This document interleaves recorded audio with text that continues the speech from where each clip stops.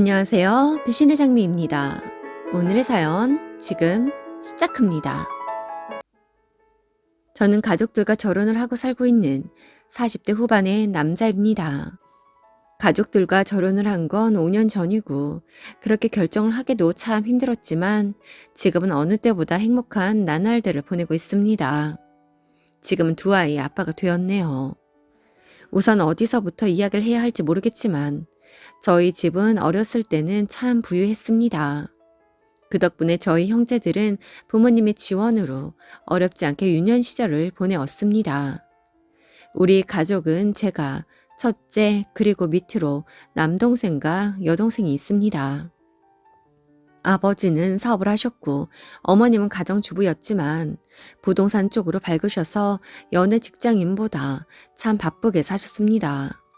상가 건물 관리를 직접 하기도 했고요. 그런데 제가 군에 있던 21살이 되던 해에 그때 아버지의 사업에 크게 문제가 생기면서 집이 어려워졌다는 소식을 들었습니다. 휴가를 받아 이사한 집으로 갔을 때 너무 충격을 받았습니다. 그렇게 큰 부자는 아니어도 그래도 상가 건물에 자가에 그 밖에도 부동산이 꽤 있었던 걸로 알고 있었는데 방이 2개에 다 쓰러져가는 빌라에 반지하가 우리 집이었습니다. 그것도 월세로요. 저는 다시 부대로 복귀를 했지만 가족들 생각에 마음이 많이 복잡했습니다. 짧게 설명을 하자면 아버지는 사업체를 크게 일구시겠다면서 가지고 있는 부동산을 처분해 자금을 마련해 투자를 하였고 그 밖에 은행권으로부터 돈을 구할 수 있는 루트를 총동원해서 해외 사업 쪽에 투자를 했다고 합니다. 그런데 문제는 중간에 같이 진행을 돕는 회사가 부도가 나고 투자를 맡긴 해외 컨설팅 회사가 사기를 치는 바람에 한순간에 무너져 버렸던 거죠. 투자를 한 개인 투자자들이 너도 나도 찾아와서 행패를 부렸고 모든 재산은 경매에 붙여지고 한마디로 알거지가 되었던 거였습니다. 아버지 어머니 모두 신용불량자가 되었고 당시에 미성년이었던 동생들은 그 충격에 집을 나가고 학업을 중단을 했습니다. 그렇게 저는 군대를 전역을 하고 대학에 복학할 생각은 하지도 못하고 일용직을 하면서 돈을 벌어야 했습니다. 아버지와 어머니 모두 경제활동을 하기는 했지만 우리는 나아질 수가 없었어요. 그렇게 아버지에게 형제 같은 친구라고 했던 제가 어릴 때부터 봐왔던 아버지의 절친이던 아저씨는 하루가 멀다 하고 전화를 하고 찾아와서 욕을 하며 자기의 돈을 빨리 해결해 달라고 하였습니다. 그렇게 일을 하다 저는 학교에 복학을 하지 못한 상태에서 취직을 했습니다. 대학 선배가 스타트업 사업을 시작하면서 제게 프로그램 일을 같이 하자고 했는데 사실 작은 회사라 월급이 센 편이 아니었기에 정말 많은 고민이 있었습니다. 당시엔 제가 몸이 닳도록 일을 해도 급여가 센 곳을 선택을 해야 했기에 처음에는 거절을 했어요. 선배님, 죄송해요. 제가 지금 사정이 좀 그렇지만 제가 도움이 될 만한 일이 있으면 시간 나는 대로 도와드릴게요. 그런데 취직을 하기에는 저희 집 사정이 좀 안 좋습니다. 그렇지? 나도 네 소식은 들었는데 그래도 딱 생각나는 게 너뿐이더라고. 같이 일을 했으면 좋겠는데 솔직히 급여를 많이 챙겨주겠다고 보장은 못하겠다. 아니에요. 고졸인데 이렇게 제안을 해주신 것만으로도 해도 감사합니다. 그런데 말이야, 언제까지 일용 알바로만 연명할 순 없는 거 아니야? 대학 졸업은 그렇다 치고 전문적인 일을 하든 회사에 취직을 해서 일을 하든 해야지. 아니면 어떻게 해서든 대학을 졸업을 하던가. 당분간 벌이가 조금이더라도 말이야. 저는 고민을 하다 선배의 회사에 입사를 하기로 했습니다. 주말에 알바를 하면서 돈을 벌었고 주에 2회는 편의점 야간 알바를 했습니다. 그리고 바로 출근을 해서 일을 했고요. 그땐 젊었으니까 가능했죠. 그렇게 번 돈은 제가 생활을 할 수 있는 최소한의 용돈을 제외하고 모두 부모님께 드렸습니다. 빚을 갚아야 하기 때문에 그리고 자식으로서 지금껏 큰 걱정 없이 키워준 부모님께 당연히 해드려야 한다고 생각을 했거든요. 그렇게 저는 정말 미친 듯이 일만 했습니다. 연애, 결혼 이런 거 생각할 틈이 없이 일에만 매진을 했죠. 이후 제가 포함한 팀이 개발한 프로그램이 흔히 말하는 대박을 치면서 회사는 성장을 하게 되었고 창업 멤버였던 저는 그만한 경제적 혜택도 받게 되었습니다. 그 상황을 계기로 반자 집에서 벗어나 30이 되기도 전에 한마디로 인생 역전을 하게 되었습니다. 이렇게도 사라지는구나. 죽으라는 법은 없구나. 그래도 내가 우리 집을 다시 일으켜 세우는구나. 많은 생각이 들었습니다. 그때 나를 잡아준 선배가 고마웠고 저는 못다한 공부를 시작해서 다시 대학 졸업장도 따게 되었습니다. 참 힘든 10년의 세월이었지만 모두 한순간에 보상이 된 듯 했습니다. 그렇게 저희 집은 조금씩 일어나졌습니다. 그런데 제가 하는 일이 잘 되면서부터 부모님은 경제활동을 전혀 하지 않으시더라고요. 그동안 너무 힘들었다는 이유였습니다. 부모님은 연세도 있으시니 그러실 수도 있다고 생각을 했습니다. 그런데 문제는 동생들 역시 적당한 직장을 구하는가 싶다가도 힘들다고 그만두기 일쑤였고 알바만 전전하고 있었다는 거였죠. 지난 10년 동안 내가 30년은 더 늙은 것 같아. 일도 해본 사람이 한다고. 에휴, 그래도 네 덕에 좀 쉴 수 있으니 다행이지 뭐냐. 내가 아들 하나는 잘 낳았다니까. 마흔이 되던 해 부모님의 평생을 보상해 드리고자 부모님 앞으로 자가도 마련해 드렸고 선배의 회사를 떠나 저는 중견기업의 관리자급으로 스카우트가 되어 이직도 했습니다. 비교적 어린 나이에 억대 연봉을 받게 되었고 그렇다 보니 제법 꽉 찬 나이였지만 여기저기서 소개팅이나 주선을 해주겠다는 얘기도 많았습니다. 결혼할 나이가 훌쩍이었기에 저 또한 관심이 없을 리가 없습니다. 물론 그간 여자친구가 없었던 건 아니었지만 사실 너무 바쁘게 살아왔기 때문에 제대로 챙겨줄 수 없어 헤어지기도 했고 부모님께 소개시켜 드렸던 사람은 부모님이 마음에 들어하지 않아 결혼으로까지 이어지지 않기도 했었거든요. 한 번은 후배가 소개팅을 계속해서 주선을 하길래 날짜를 맞춰 만남을 약속했습니다. 그 주말에 외출 준비를 하는데 어디 가니? 일이 있어서 나가요. 주말에 무슨 일? 회사 나가? 아니요. 그럼 너 여자 생겼냐? 아니요. 그냥 후배가 소개팅 해준다고 해서. 소라. 그냥 자연스럽게 만나고 해야지. 누구누구 소개해서 만나고 그런 거 하지 마. 다 네 돈 보고 달려드는 것들 뿐이야.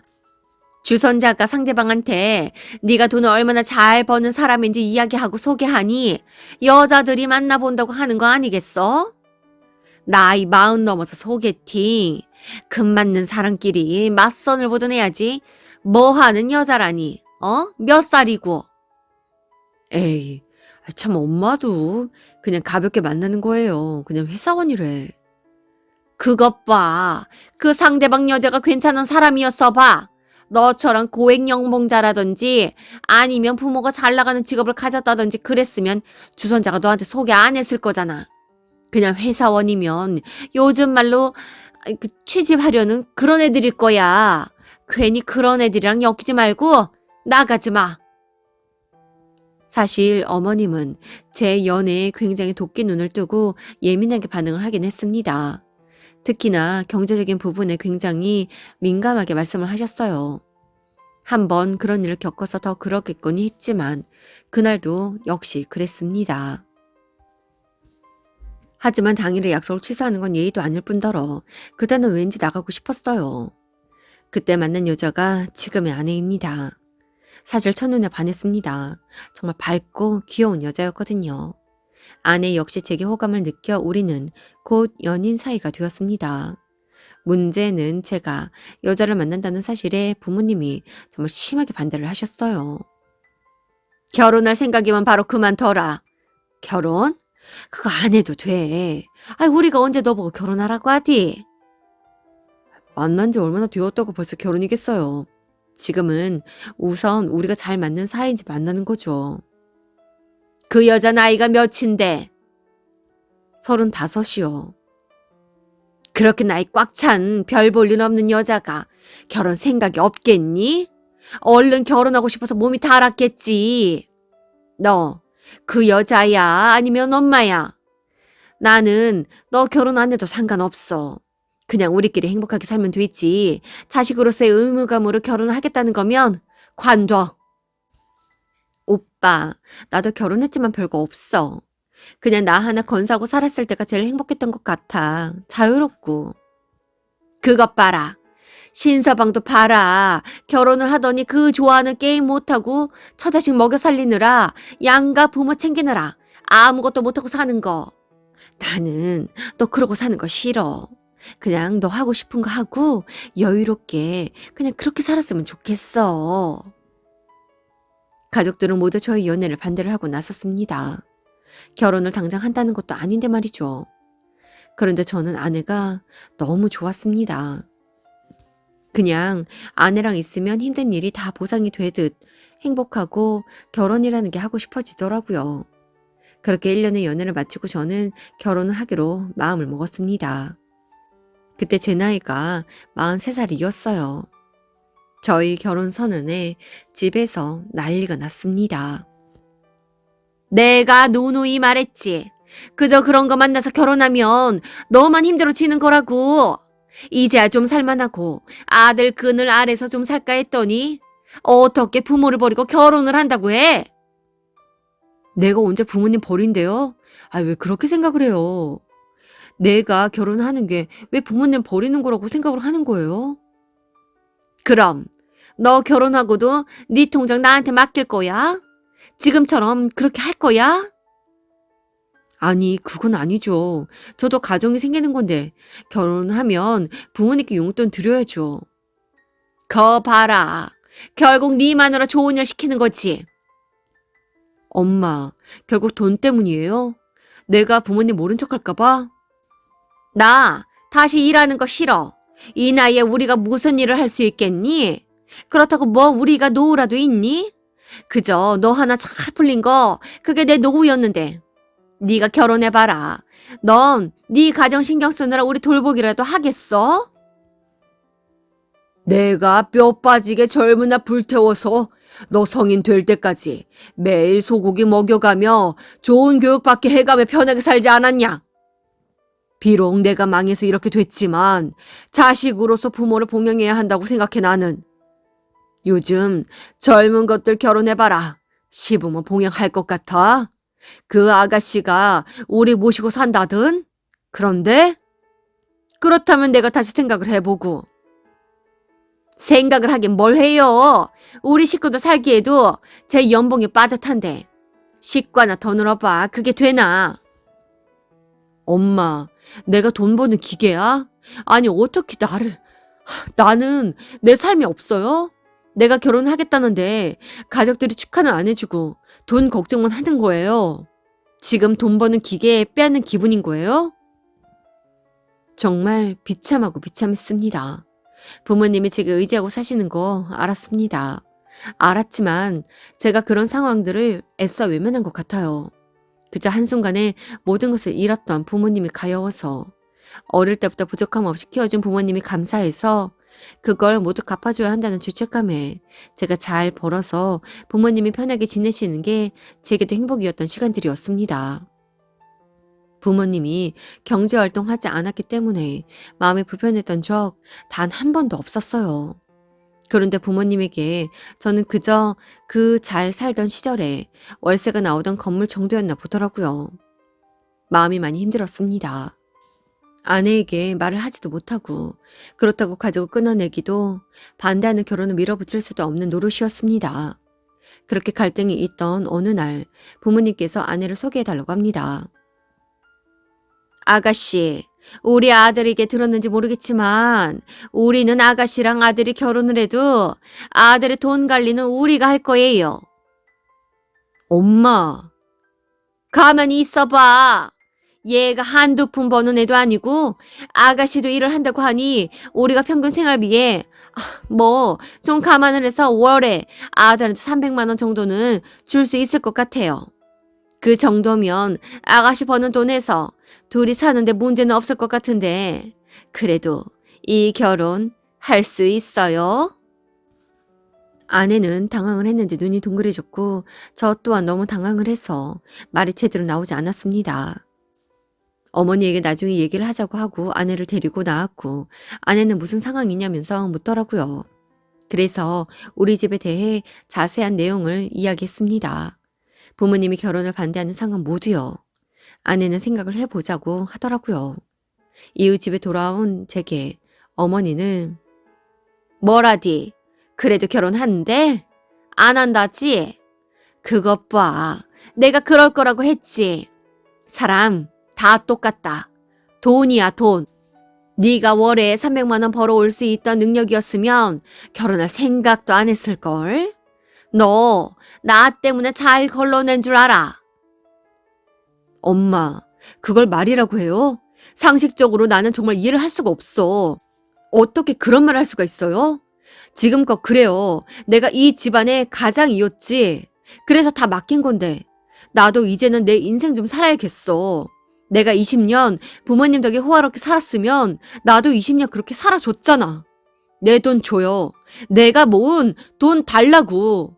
모아둔다며. 저는 온순한 성격입니다. 그런 제가 소리를 지르니 부모님은 당황을 해했고 여자 앞에서 애미애비도 못 알아보냐며 소리를 쳤죠.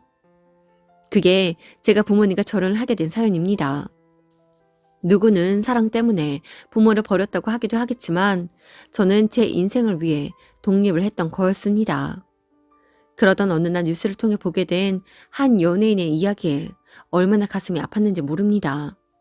그를 향해 많은 사람들이 안타까움에 어떻게 저렇게 살아왔느냐고 하는데 저 또한 마흔이 넘도록 그렇게 살아야만 하는 줄 알았으니까요. 저는 결혼에 관한 그 일을 겪으며 부모님께 뺨도 맞고 여동생 부부가 아내의 직장에 찾아가 소란을 피우기도 했습니다. 남동생은 제게 자신은 절대 부모님을 책임질 수 없다며 내뺐고 부모님은 장인 장모님에게까지 찾아가서 남의 아들 빼앗아갈 작정이냐면서 소란을 피웠죠. 그러한 일만의 일들을 겪으며 이 결혼은 하지 않아야겠다는 생각도 했습니다. 사랑하는 사람과 그녀의 가족들에게까지 피해가 가는 걸 지켜보기가 너무나 힘들었거든요. 그런데 그때 절 품어주신 게 장인 장모님 그리고 아내였습니다. 그로부터 4년이 흐른 지금 저는 아내와 결혼을 하였고 시댁과 어떠한 연락도 하지 않고 살고 있습니다. 이 과정도 참으로 힘들었습니다. 최근 4년간 정말 사람다운 삶 살고 있어요. 내가 가족을 끊으니 이제서야 사람다운 삶을 살고 있더라고요. 등신 같다, 바보 같다 욕하실 수도 있습니다. 저도 알아요. 하지만 지난 날들은 그만 잊고 제게 남은 날들을 귀하게 생각하며 사랑하는 사람과 사람답게 잘 살아가 보려고 합니다. 오늘도 함께 해주셔서 감사합니다. 지금까지 배신의 장미였습니다.